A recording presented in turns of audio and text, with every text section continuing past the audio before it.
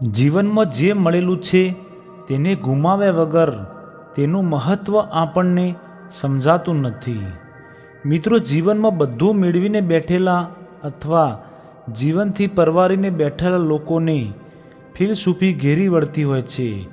આવા સંજોગોમાં જો જીવનમાં ક્યારેય ધ્યાન પર ન લીધા હોય એવા ફિલોસોફિકલ કે આધ્યાત્મિક પ્રશ્નો મગજમાં ઉઠતા હોય છે.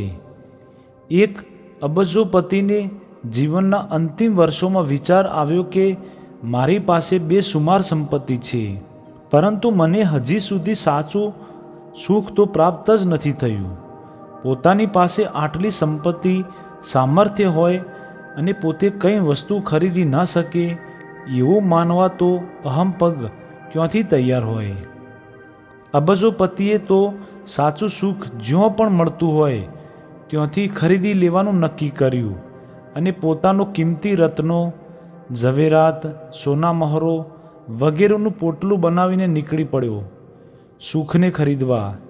ગામ ગામ જઈ એના સેવકોને જાહેરાત કરવાની શરૂ કરી દીધી કે કોઈ વ્યક્તિ અમારા અબજોપતિ શેઠને સાચું સુખ આપી શકે તો શેઠ પોટલું ભરીને સંપત્તિ આપી દેવા તૈયાર છે.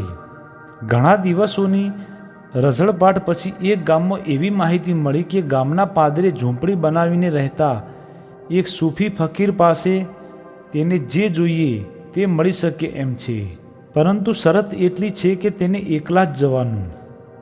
શેઠ તો ફકીર પાસે પહોંચી ગયા અને પોતાનું પોટલું ધરીને કહ્યું કે આ અઢળક મૂલ્ય લો અને મને સાચું સુખ આપો. ફકીર મનોમન હસ્યો કે સંપત્તિથી સુખની સાયા પણ ન ખરીદી શકાય. સુખ તો બહુ દૂરની વાત છે, તારે ખરેખર સાચું સુખ જોઈએ છે?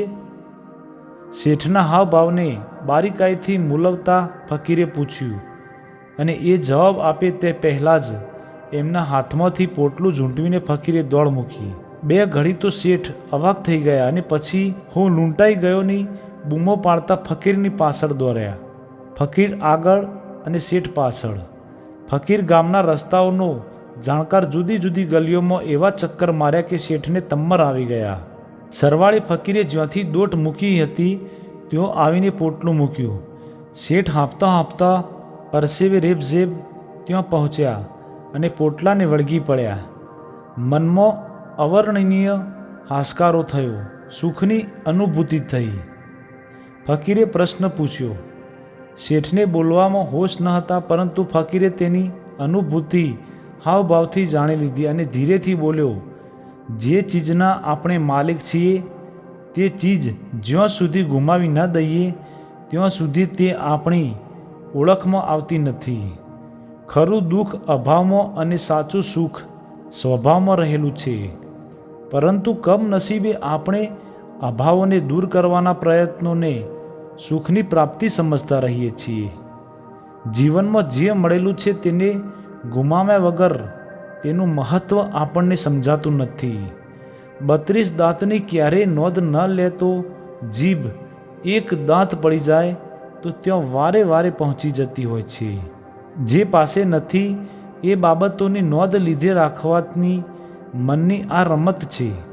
મન હંમેશા પોતાની પાસે જે છે એને છોડીને અન્ય બાબતોમાં રસ લે છે, અન્ય બાબતોનું ચિંતન કરે છે.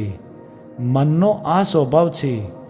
મન અભાવનું ચિંતન કરે છે, જે છે તેને અવગણીને જે નથી તેની પાછળ ભાગતું રહે છે. કોઈ પણ વ્યક્તિ, વસ્તુ કે પરિસ્થિતિથી સંતુષ્ટ ના રહેવા પાછળ અને તેને ટેકન ફોર ગ્રાન્ટેડ લેવા પાછળ આ ભાગતું રહેતું મન જવાબદાર છે. સમાજ જે બાબતને લોભ કે અસંતોષ કહે છે તે વાસ્તવમાં મનની આ વૃત્તિનું પરિણામ છે. આ જ વૃત્તિ પોતાના વ્યક્તિઓની અવગણના પાછળ જવાબદાર છે અને આપણી કાળજીની ચિંતા કરતા આ વ્યક્તિઓની સાચી કિંમત આપણને તેની ગેરહાજરીમાં જ સમજાય છે. ખરેખર જોઈએ તો મનને ભટકતા રહેવાની ટેવ છે, જેને પરિણામે એ નવા નવા ઉપદ્રવો કરતું રહે છે અને તેના કારણે વ્યક્તિઓ વિચારોમાં વ્યસ્ત, અટવાયેલી, મૂંઝવાયેલી કે ચિંતિત રહેતી હોય છે. મિત્રો, પોતાની પાસે જે છે તેને છોડીને અન્ય બાબતોમાં રસ લેતા મનની બીજી એક લાક્ષણિકતા એ છે કે તે પોતાની તરફ જોવાને બદલે બીજાની તરફ જોતું રહે છે. જીવનમાં એ બધું પોતાના બદલે બીજા પાસેથી ઈચ્છે છે. અન્ય વ્યક્તિઓ પાસેથી બધું મેળવવાની આ ઝંખના મનને સતત ઉપદ્રવમાં રાખે છે.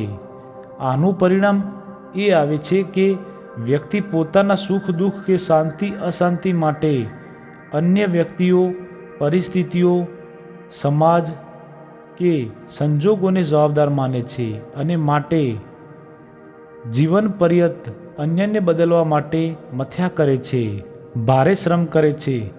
વાસ્તવમાં એનાથી 10મા ભાગનો શ્રમ પણ એ જો પોતાને બદલવામાં કરે તો એનું જીવન અકલ્પનીય હદે બદલાઈ જાય. માનસિક સ્વાસ્થ્ય જાળવવા કે મેળવવા એ સમજવું અત્યંત જરૂરી છે કે મારા સુખ દુઃખ કે શાંતિ અશાંતિનો જેટલો આધાર મારી ઉપર છે તેટલો અન્ય પર નથી. અન્ય તરફથી દ્રષ્ટિએ મનના ઉપદ્રવનું એક અગત્યનું કારણ છે, જ્યારે પોતાની તરફથી દ્રષ્ટિ જીવનમાં સકારાત્મક બદલાવ લાવવાનો સાવ સરળ માર્ગ છે. અને મિત્રો, છેલ્લે પૂર્ણ વિરામ સાથે કહેવા માગું છું કે એક બાજુ કંઈક મેળવવાની દોડમાં જીવન વ્યતીત થઈ જાય છે અને બીજી બાજુ ખબર નથી કે જે મળ્યું છે તેનું કરવાનું શું છે. મિત્રો, જો આ વિડીયો તમને સારું લાગ્યું હોય તો પ્લીઝ વિડીયોને લાઇક, શેર અને ચેનલને સબસ્ક્રાઈબ જરૂર કરી લેજો.